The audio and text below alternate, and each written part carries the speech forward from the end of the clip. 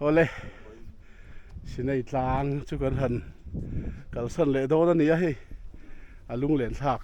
vung vung e don mai kan dam chunga kan hmu le to lo tur te po ti la sual om lo ve biakin mun lian tak tak te le he la ya amun ma khim khim hi hei tian an veng uluk em maya biakin lian tak an lo sa boka tu na hian kong nuam tak maya ti hian ke ka kal na phak me ni a taxi hi khu lai tang $1 khat ani a e kan lama kha chona kong kha chho de boka taxi kan kala hola mai ro chon hei sinai tlang han thlir kual pa te kan du boka ti hian ke in kan kal tha ni avoin hi awan nei thak le in ka hria a ruate han sur se chu sinai tlang han kal po aboi thak don riu maya khotha thak nuaya kan hu tum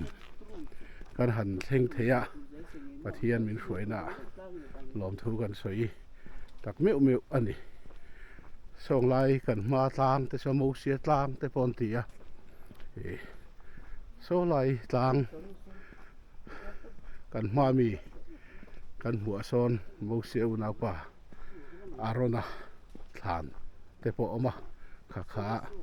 te chin kha kan ron ti lam to a kan lama sinai tlang hrim hrim hi alung in thua thi phi ang het em maya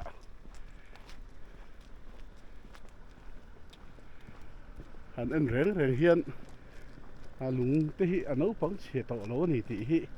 a khian ngoi maya a chang hi chuan amin ve ni ti te po hi ta hei lung lian tak tak mai hi aron lum tha in khi a tling khom mur maya ding lam le vei lam te han enila lung lian tak tak hi hian a thal pheng thu maya hei hian leilung in soi dang lam zia te po chiang takin lan tir ome nakin ate phei chuan a min anga sinai tlang kan han ti tlang sang tak te po hi ti aron hian tho ve zel don ni te poin alang ani ole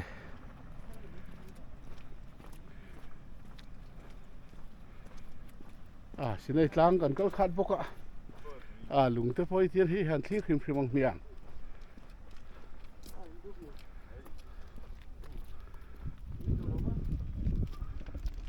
ole chịu thọc phật mày ô